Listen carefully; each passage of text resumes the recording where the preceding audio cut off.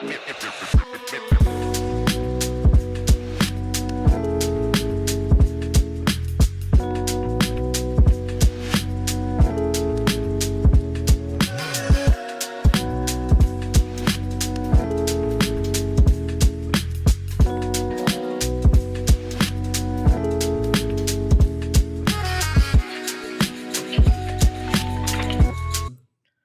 paraphrase Alanis Morissette, you ought to know why he's here. Get that stuff out of here. It's Southwest Bias. Welcome into another edition of Southwest Bias, live from Studio K and brought to you by our friends at Branded Bills. Use that promo code BBPHNX to save 10% off your first order of hats and apparel. And yeah, we got news 45 minutes or so ago from Shams Charania of ESPN that Jordan Ott is the new head coach of your Phoenix Suns. And I got to tell you, I've seen the outrage. I've seen the anger. I'm sure we'll see it in the comments. I think I've gone through the stages of grief with this Suns team, and in particular with the failures of the last few years. I've been angry. I've bargained. I've done all sorts of things in those 5 stages, and I think I've reached acceptance. And I think that's why I'm not angry about this. And if you are, so be it. But to me, it reminds me of my daughter. She's obsessed with blind bag toys, right? Those things where you see what you might get. There's all these choices. And then in the end, you don't really know, right? And to me, that's how assistant coaches getting elevated to NBA head coaches are, where you look at it and you don't know what you're going to get. You see a list of things that they're good at, and we'll get into that with Jordan Ott later in the program. You have kind of an idea of who they've coached for and what the success those guys have seen previously. But you do not have any idea how they're going to be as a head coach. Are they the next Phil Jackson? Or are they the next Earl Watson? You don't know. Or, I remember when Earl Watson got hired here in Phoenix for the first time as an interim head coach, and all everybody said was, he's the hottest up-and-coming assistant coach in the NBA. We saw how that worked out. Yoga and good vibes doesn't exactly win you basketball games. We don't know what Jordan Ott's going to be able to do as the head coach of the Phoenix Suns. We also didn't know what Johnny Bryant could have done as the head coach of the Phoenix Suns. What I do know is the last 2 years, they hired Frank Vogel and Mike Budenholzer, guys that you felt like you knew what they could do with the Phoenix Suns, and they even failed. The last 2 years have been miserable. Team with no culture, disconnected basketball. How do we know that Jordan Ott can't be the guy that actually builds that culture? I get it. You're all concerned that he went to Michigan State University for his master's degree. But why does that immediately scrub any other qualification that he has as a coach? This isn't Brian Gregory, and I understood the frustration there because he had no real experience in the NBA or in a front office. But Jordan Ott's been coaching for years now. Since 2013, Jordan Ott has been part of NBA franchises. Jordan Ott has worked his way up. Jordan Ott was a finalist for the Charlotte Hornets job last year. I do not understand why we're willing to just write him off as a fan base because he has MSU as a college he went to. Oh, by the way, to get a master's degree in sports. He worked in a video room there. He wasn't there when Matt Ishbia was there. They're not buddies. I hate this Brian Gregory's his frat bro. And it's just a good old boys club. No. They didn't even know each other in terms of being at Michigan State at the same time. We can get into discussions about should you model your team after a college basketball team. And I think there's valid discussions. But Jordan Ott should not be written off. His experience wasn't all that vastly different than Johnny Bryant's, right?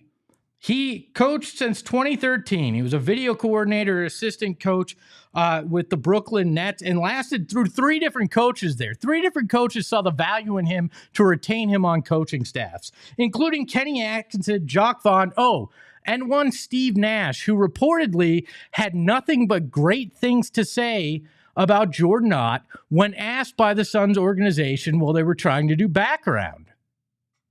I get it. You're pissed, and fine, you can be pissed. You don't have to like my opinion on this. But I think everybody that's sitting there just writing him off simply because he got a master's degree at the same college as Matt Ishbia is doing a disservice to themselves and doing a disservice to this guy who just got the job for the next 4 years. Because guess what? Whether you like it or not, he's the Suns head coach. And a lot of you were banging down the door for a rebuild and a retool and a different way to look at this. Well, guess what? You've gotten exactly that. The Suns have hired a first-time head coach, something you do when you're reassessing what your current goals are and planning for the long term. You're going to trade Kevin Durant before the draft. Guess what? That's a sign of a retool and a rebuild like people wanted. Guess what one of Jordan Ott's strengths is? Player development, offensive creativity, all these things that you've been clamoring for. But you can't get past the fact that he got his master's degree at Michigan State. We don't know what Johnny Bryant will be as a head coach. We don't know what Jordan Ott will be as a head coach. But I refuse to just sit here and write him off simply because of that. Like I said, I understand and understood the frustration with Brian Gregory, especially after the press conference.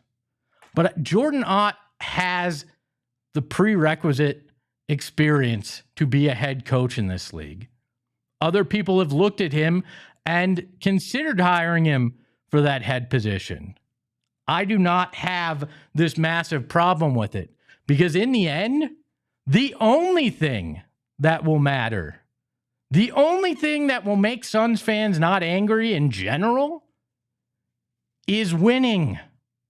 And if Jordan Ott finds a way to inspire whatever ragtag group they have on this roster in this initial stage of this rebuild and retool, then everybody will love him at that point. Nobody will care about the Michigan State stuff. Guess what? Knick fans until yesterday didn't hate James Dolan the last 4 years because of the moves he made, and they were winning. People forget about that when their team's good.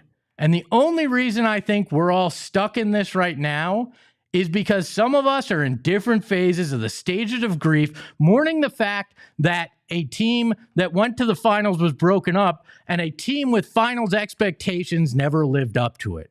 And I'm fine with being in the acceptance stage at this point and in a wait-and-see mentality. And if you want to be in the anger or the bargaining stage, or you want to claim you're no longer a Suns fan, that's your prerogative. But I'm not writing somebody off just because they went to Michigan State. But you know what, Shane? Maybe I should hedge my bet. What do you think? Can we hedge my bet a little bit here?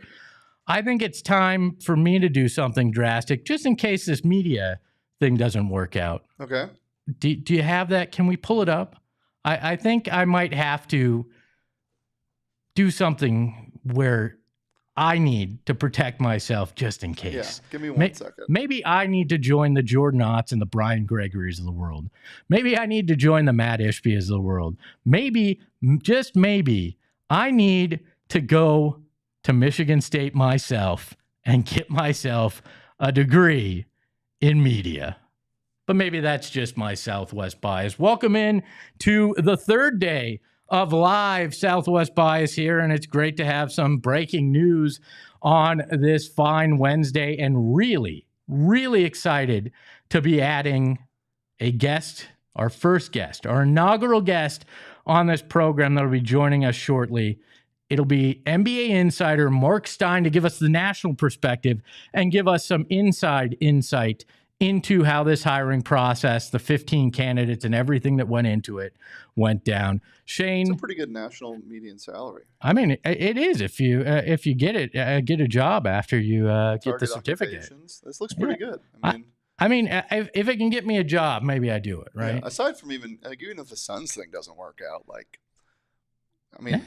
going to Michigan State, it's nice up there. I've always said, being a Spartan, great, and wearing green and white is my colors. Look, I'm kidding, and I get it. That's going to be the narrative locally and nationally. And guess what? It didn't matter what the Suns did this offseason, Shane, and everybody watching. It didn't matter what they did this offseason. They were going to be a laughing stock until they proved it on the court. So the national media was going to hate it regardless, right? There's no way to thread this needle. You're going to trade an all-time great. You fired your third coach in as many years. You're giving Devin Booker his 8th coach in 11 seasons. Like, these things are not going to go well for you in terms of perception. It's just not. So I get it. You can be angry, but I don't see the point in it, because nobody was going to be happy with the way this went, because they weren't happy with the way the last 2 years went. Do you think any hire could have made them happy? Like, aside from the finalists, Phil Jackson? No, I mean, no. Maybe genuinely, I don't think so, because maybe Ty Lue. But Ty Lue was never an option. Yeah, like, there was none of the guys on the list were going to make anybody happy except Chris Quinn. And you know what? I've been down the bring Miami's mentality into this team, and it didn't work. James Jones was the head of that snake, and it didn't play out. To me, people wanted Miami's culture here, right? But then want to rip on Matt Ishbia for maybe bringing in a Michigan State culture. We're not talking about ASU basketball. We're not talking about Nevada basketball. We're talking about Michigan State, who has been a prominent program. That's where my problem is. Yeah, I just think that the way the last 3 coaches have gone, like, you have your culture setter, you have your proven success guys, you have your championship rings, and that hasn't worked. So if you go down that route again, it's not going to work. So you have to go the opposite way. And when you go the complete opposite way than what people are used to, people aren't going to be happy either. Well, I mean, everybody, take yourselves back a year ago. Everybody was through the roof about Mike Budenholzer. We were at that press conference together. We both felt it. Everybody thought this is it. They're winning a title. They fixed it. Even Al McCoy, God rest his soul, looked at everybody and said that this felt like it was special. Guess what? You were 10 games under 500. It didn't matter that he had a ring at home that he kept in a safety deposit box. It didn't work. So you course correct. And I'm not going to hop on the bandwagon. I'll light the torches when it's appropriate. If they screw up this Kevin Durant trade, I'll be the first one down there yelling at Brian Gregory's office and Matt Ishbia, right? But right now, I'm not. This team was going to catch grief regardless of how this went, and their list of finalists wasn't going to excite anybody. It just wasn't. Yeah, again, you had to zag. You had to go a completely different direction with this, and as you said at the top of the show, when you're rebuilding, it also goes with the coach as well. Like, you have to change the culture there too. And you go young, you go with a communicator, you go with somebody you believe in, right? And so be it. I mean, they went through this. Gambo reported that that the candidates in this throughout this process had nothing but glowing things to say about the questions that Brian Gregory asked, and said they were some of the most thorough and thoughtful questions they've gone through in coaching interviews. I get it. You don't like the result. What do you think about that? I think it's realistic. He was a head coach. Who's going to ask better head coaching questions than a guy that did it? No, I get that. I'm not saying anybody's lying. I'm just saying, does that matter? Well, I think it says that you were asking the right questions. Oh, and the biggest thing, I buried the lead here. According to Shams Charania, Devin Booker loved this. He was in alignment with this. I used it. I should have to pay money anytime I use that word. But Devin Booker was behind this, right? He was in a step with these guys and agreed he was the best candidate. Do you want to hate on Devin Booker now too? Guess where he's from? Michigan too. Like, you want to hate a state, hate Utah. I don't know why we're hating Michigan right now. I mean, Detroit sucks, but the rest of it I hear is beautiful. Like, so that's. I kind of liked Detroit when I was there. I've never actually been, so it's distant hate. When we come back, I told you, NBA insider Marc Stein is going to join us. We're going to get the inside look at how this all went down right after this. Our friends at Circle K want you to join the inner circle. Jordan Ott doesn't need to save money now. He's got a 4-year deal, but the rest of us do. And you can download the Circle K app today and become a member of the inner circle, and you're going to save money on gas. And let me tell you, those first 5 fill-ups, you're saving 25 cents per gallon. That is big. Then you can save 3 cents per gallon, and then you hit the Espo level. You get 5 cents off at that point. Plus, they do fuel days where you can save like 40 cents off gas per gallon as well.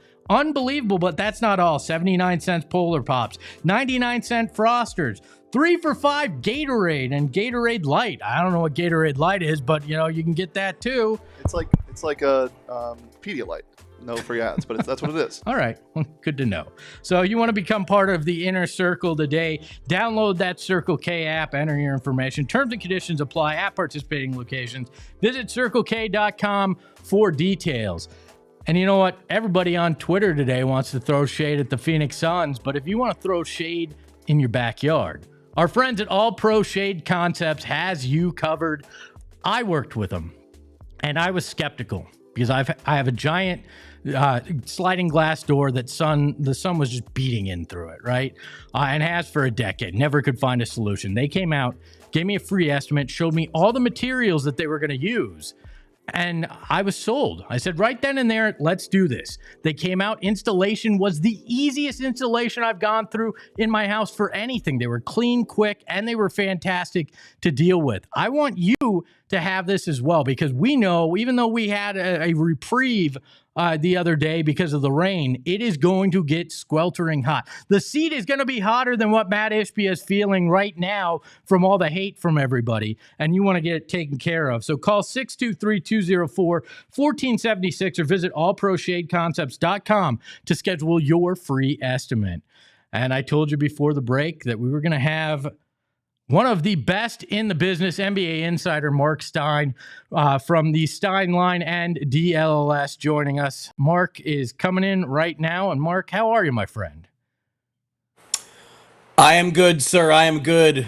I wanted to tweet that I was on, but sorry, too many things are happening. So I wasn't able to do that before we started. So my apologies. That is perfectly fine. You never have to apologize to me. We appreciate your time. Jordan Ott, new Suns head coach. A lot of skepticism due to his Michigan State ties. What did you hear about this process and how they kind of whittled it down to Jordan Ott? Well, it's interesting. I have to say, as you know, I believe I was the first to report that Brian Gregory was going to be elevated to the top of the Suns front office hierarchy. And on Sunday, the same person who told me that Brian Gregory was going to get the Suns front office job told me that Jordan Ott was going to win this race. And there have been so many twists and turns in this search that even hearing that from such a smart, prescient source who was right on about Gregory, I couldn't confirm it with a second source, so I couldn't go with it, but I certainly bought it, believed it, and that's the way it's played out. And look, Jordan Ott is a very well-regarded coach. He's been with, I believe, 4 different franchises already. Steve Nash, who you know is someone that I hold in very high regard and someone whose career I covered very closely. Steve worked with Jordan Ott in Brooklyn and has always regarded him very well. I had another source describe him as very reminiscent of Taylor Jenkins, which I think is also high praise because I think Taylor Jenkins did a tremendous job in Memphis and established himself as a very good coach who's going to get another head coaching job in this league someday. But there's nothing I can pass along from talking to people in the league that I'm sure is going to change your opinion or assuage the concerns of PHNX listeners and Suns fans who are furious that can't, who I'm guessing cannot believe that yet another person with Michigan State ties is the guy who wins the race here. But that is exactly the way it's played out.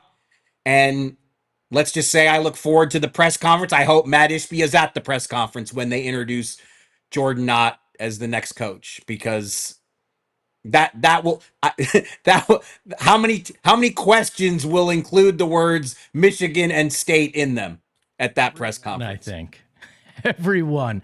Look, I was just saying, Mark, I actually don't have a huge problem on this. I understood more the concern about Brian Gregory because of his lack of experience, but Jordan Ott is a guy that's been, around the NBA on staffs since 2013, was a finalist for that Charlotte job last year. I think there has been some unfair approach. Not that I should expect anything different from the internet, but an unfair approach towards him and his experience, as if he just came out of the video coordinator room at MSU and now is the head coach of the Phoenix Suns.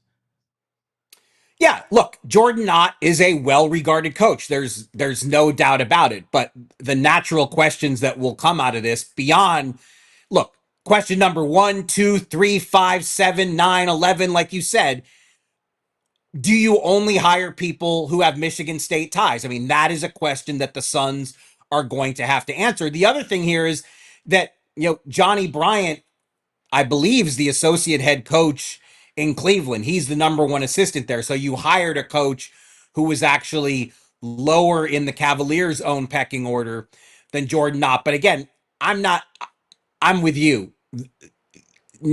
Jordan Ott is kind of innocent in this situation. He applied for the job. He wanted the job. It's a chance to coach, to be a head coach in the NBA. What is he supposed to do? Not take it because some people are going to be mad about his background? No, that would be ridiculous. This is the chance of a lifetime for him to be a head coach. And like I said, there are no shortage of coaches in this league who I trust, who I've asked for their read on him, and they all speak of him very highly. But,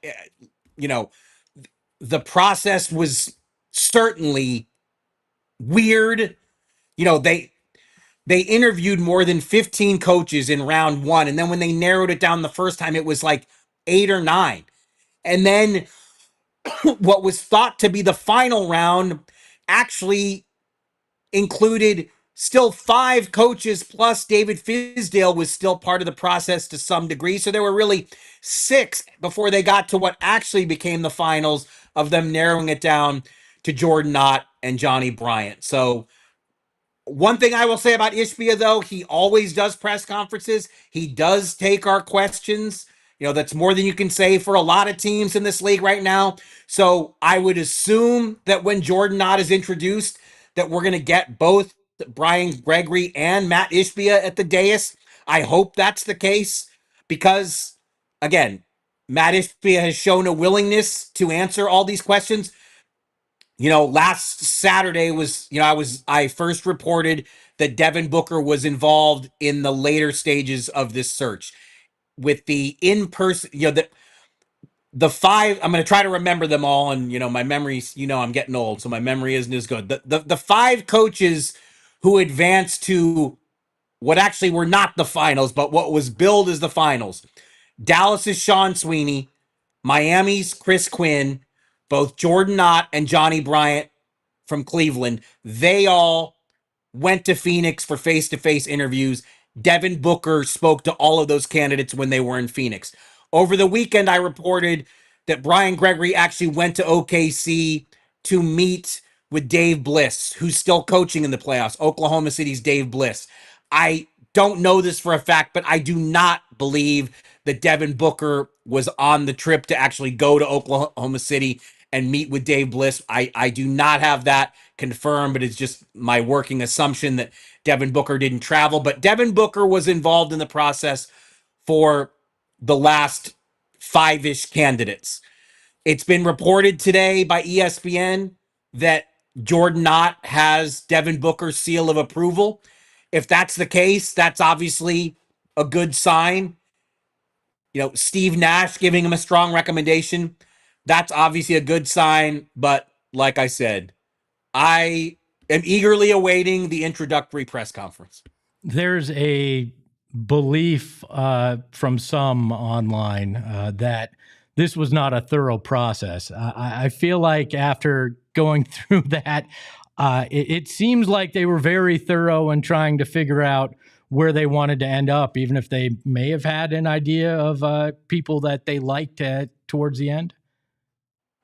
Well, look, it was thorough. I mean, you don't interview more than 15 candidates and claim it's not thorough. But I think the issue here is that, again, and Jordan Ott is just going to get dragged into this unfairly. This is not on him whatsoever. But another question I imagine that the Suns are going to have to answer is, did you just do this whole process knowing you wanted to hire Jordan Ott the whole time? And did you run through 15 plus candidates to put on this elaborate show and then just hire the guy you wanted all along? I think that's a fair question. I don't know what the Suns' answer is going to be. Again, I'm eager to hear it. Did Johnny Bryant and the Knicks news yesterday have any impact on this final decision? I know there were some rumors that he might be a candidate in New York, but I don't believe so. I know that was a natural thing to circulate yesterday in the wake of Tom Thibodeau's dismissal. The Knicks, like Johnny Bryant, he had a pretty prominent role on a Tom Thibodeau staff there already. But when the Knicks, in the statement we've received from Leon Rose explaining the decision by the Knicks to go away from the most successful coach they've had in the 21st century, you heard Leon Rose say, we are singularly focused on winning a championship, something that hasn't happened in New York since the early 70s. That's a tough position to put a first-time head coach. Maybe Johnny Bryant is high on their list. Maybe he's going to be considered for this Knicks opening. But is a first-time coach the answer when the Knicks have basically made it. This is championship or bust. The Suns are not in a championship or bust position. The Suns are in a position, I'm not even sure I have the words to fully describe it. So I really don't think they were related. And certainly with the Suns choosing Jordan Ott, it's kind of a moot point at this point. When when this dust settles, the last or the biggest question remaining for the Suns is the Kevin Durant situation. Have you heard anything new on that front? Or we pretty much sounds like they're going to make a move, but we don't know exactly how that's going to shake out at this point? Yeah, I had this in my Sunday night story that as part of the search, there definitely was messaging that emerged that yes, the Suns are not expecting to retain Kevin Durant. And I think coaches who were involved in the process came away with the feeling that Durant is not going to be on this team when training camp convenes in late September, early October. And look, the difference, we've talked about this before. In February, the Suns unilaterally explored Kevin Durant trade options, and it took Kevin Durant going to them and saying, guys, I don't want to be traded in season. Don't trade me. Let's finish this season out for those talks to kind of be halted. This time, it's going to be done in collaboration with Kevin Durant. I think it's been working knowledge around the league that the Suns and Kevin Durant's representative, business manager Rich Kleiman, his longtime business manager, they're going to try to figure this thing out together.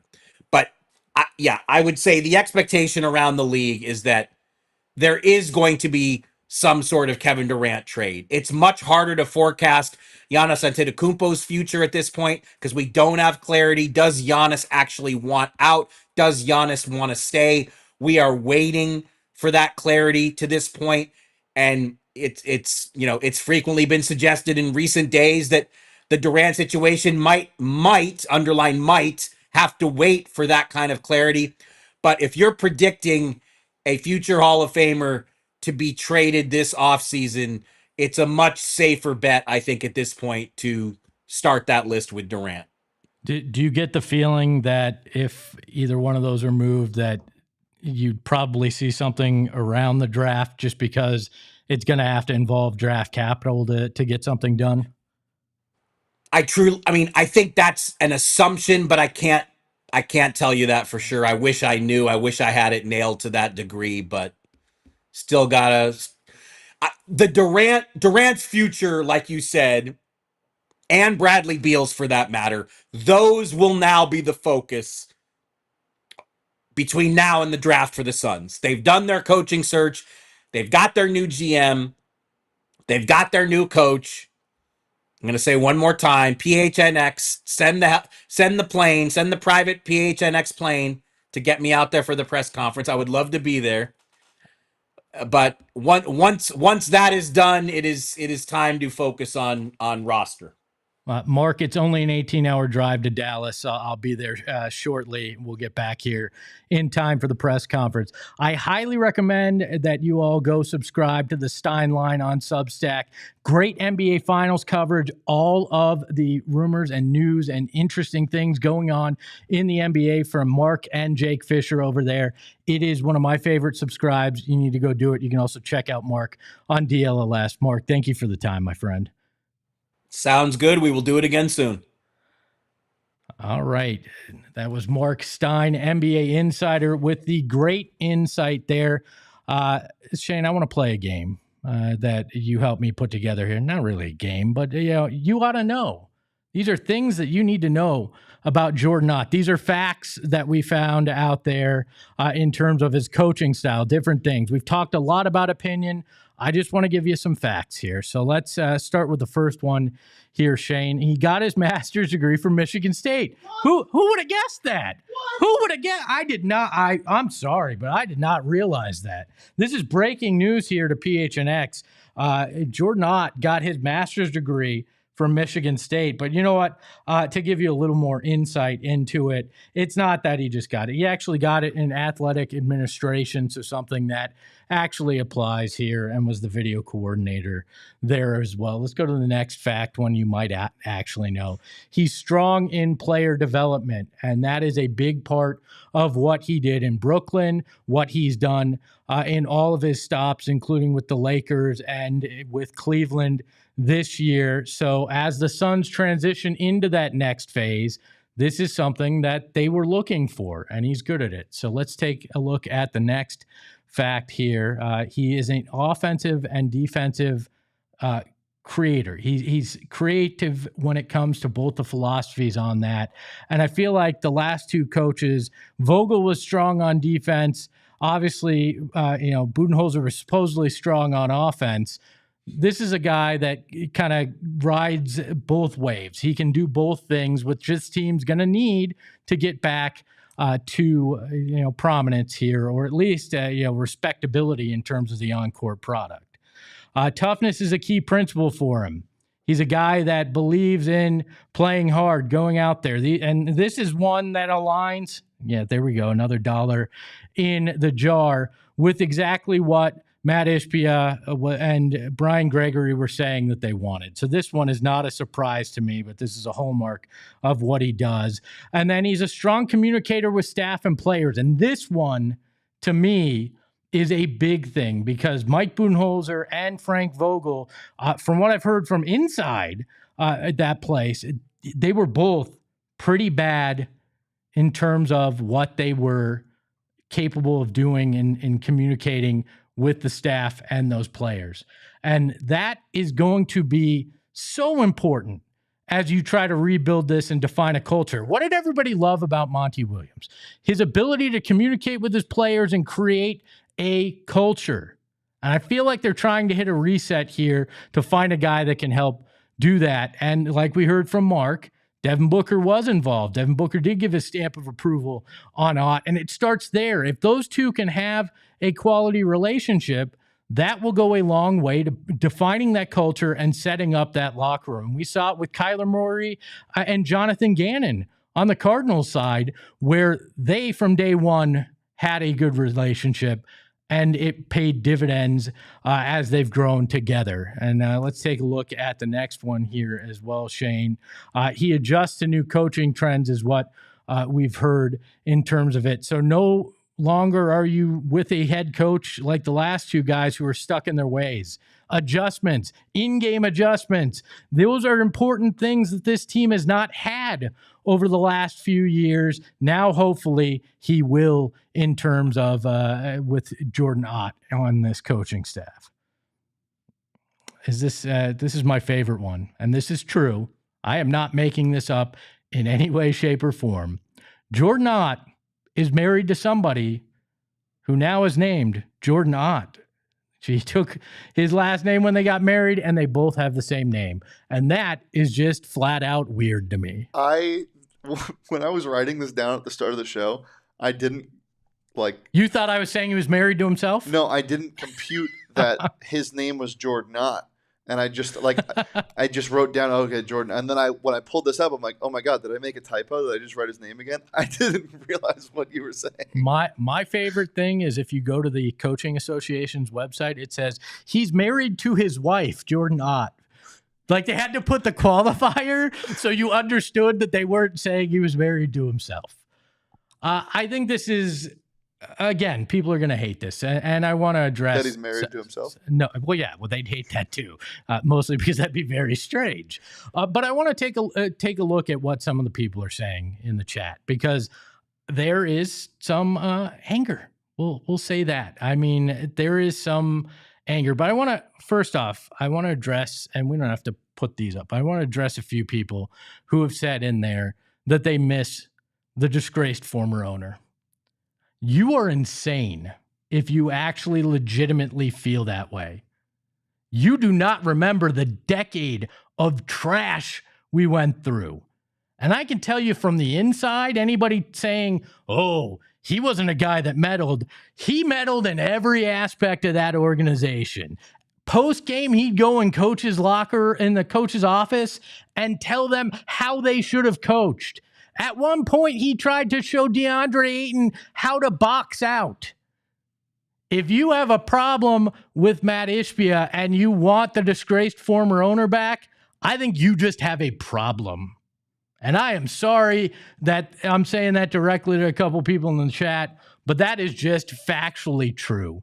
And Killer Rex says that, has an owner ever nuked it? Do you not remember that Robert Sarver had a championship team? I just broke my own rule. I just said his actual name on my program. No, do you remember the disgraced former owner actually nuked his team on multiple times, not re-signing Joe Johnson, trading Kurt Thomas for multiple first-round picks for freaking second-round picks? Do you remember he traded away guys on draft night for cash considerations that could have helped? Do not tell me that you want to go back in time. And if you do, I'll go fire up the DeLorean and you can live there by yourself, because I crawled through that 500 yards of crap. I see the light now in terms of not having to deal with that, and I don't ever want to go back to that person. And that's not even talking about the off-the-court issues. I don't care about finals appearances in that, all right? And you're talking about a guy that had the team for 18 years, comparing to a guy who has him for 2 years. I don't want to hear that. So you can just stop that. And I'll agree with Jim. He says, if you're going to miss any owner, make it Colangelo. And Jerry Colangelo had his own flaws, but I agree there. If you're going to miss an owner, miss Jerry Colangelo. If you miss the disgraced former owner of the Phoenix Suns, you got problems, or you're his sons in my chat right now. I'll say that much for it. Or him. I mean, he has a multi-billion-dollar golden parachute to sit around and do anything. Norman Dre in the chat says, I'm curious to see the numbers behind Ott's 4-year deal. Did he take a low ball offer due to numerous head coaches still on the payroll? My guess is no, because Monty Williams' money ain't on the books anymore. So you're paying 2.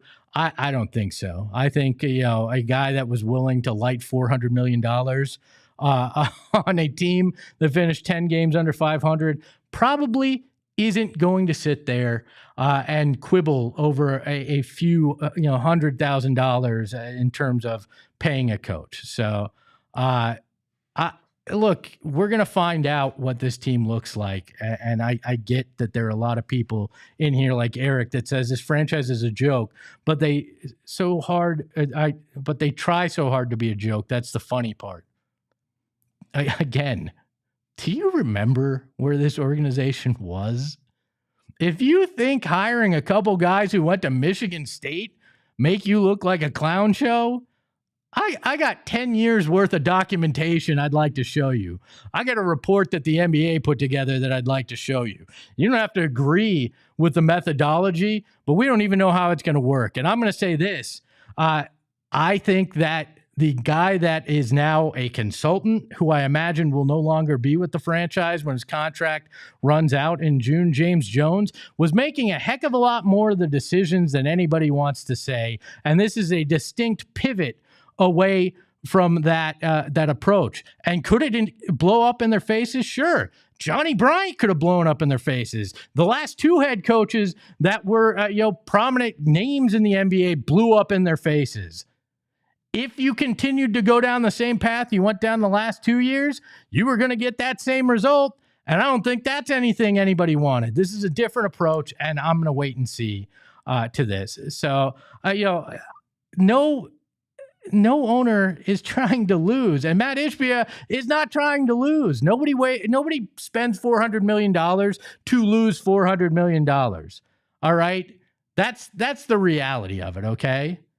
And Psycho Blue had the super chat, the $10 super chat. He said, I just want Ott and B-Reg, Brian Gregory, as we call him in the Discord, B-Reg, to roll out a roster and system that makes us the most hated team to play against because they kick the other guys' best players in the nuts. That's the true Sparty way. Look, I think, and I know some of that's a joke, Psycho Blue, but I think the hard-nosed effort, if you come out with a system that does that, if you come out and they try every night, if you come out and they work hard, that's where I want to see the foundation start. I don't want Devin Booker out there with a bunch of guys that have no desire to be on that court, show no heart and show no hustle. I've watched Phoenix Suns basketball for 35 years, and last year's effort was one of the most difficult to watch ever, and I got paid to do it. I don't know how some of you fans watched and sat through that. And more power to you if you watched all 82, because that was not easy to go through. And I had multiple fans that I've talked to that have followed this team for their life, and they said they had to stop watching midway through because it was that painful. I want to see the exact opposite. I do not want to see the same anymore. And I'm glad that they're at least pivoting. Does it work out? I don't know. Do you have a crystal ball? If you do, give me the damn lottery numbers, because I'd like to make that $400 million that Matt Ishbia spent, So look, I'm not defending anybody and calling him a saint. All I'm saying is simply, I need to see more to understand. Like, I'll tell you more of my opinion after I hear Jordan Ott talk, right? Because none of us have even heard him talk yet. And I said that about Brian Gregory, and then I came back after hearing Brian Gregory talk, and I gave you my honest opinion on him. And then I said I was concerned based on what I heard, because that was not an introductory press conference that gave you any confidence. If Jordan Ott comes out like that, I'll give you the same take. I'll be honest with you. All I do here is I'm going to be honest with you with my opinion. You can be honest with yours, and we don't have to agree. I mean, that's just the reality of it. And, you can be wrong. I can be right. And that's fine. Any other chats in there that we should look at, Shane, before we get out of here? No, I think we're good. Well, that is another edition of Southwest Bias, brought to you by our friends at Branded Bills. A big thank you to the mustache behind the Mac, Shane Diefenbach, who puts all this together, even when your entire rundown gets thrown out in the last second because your NBA team decides to hire a head coach. Big thank you to Marc Stein. Follow him at the Stein Line on social to get all of the latest and best out there about the NBA news. And thank you to you for being here for the live show today and this whole week so far. We would not be able to do anything without you. Hit me up on social at Espo. I want to hear what your thoughts are. I'll throw out the voicemail bag as well, so you can text or call there also. Become a diehard. You want to talk to more fans? You want a group therapy session? Become a diehard. Go to GoPHNX today. Sign up, and you're going to get access to that exclusive Discord. Who losing their mind a little as well. So that is Southwest Bias for a Wednesday. Remember, just because your head coach went to Michigan State doesn't mean he'll suck. Ahoy, hoy. Y'all silly like the mayor.